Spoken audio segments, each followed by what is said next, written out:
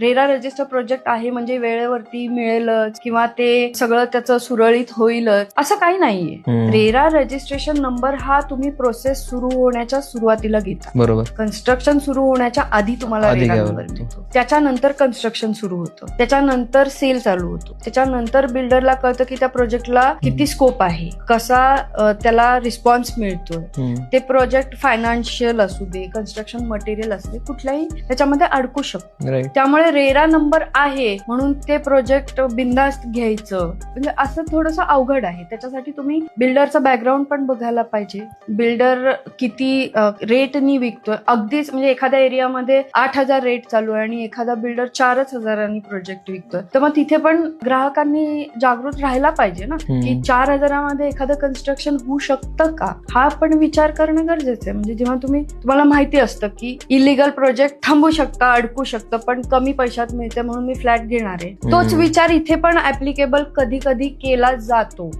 की हे स्वस्त मिळते पण हे प्रॉब्लेम मध्ये येऊ शकतं तरी पण मी घेणार तिथे फ्लॅट. तर रेरा काही तुम्हाला रेट नाही ठरवून देत ना किती रुपयाला तुम्ही फ्लॅट विकायचा, हे रेरा नाही सांगत.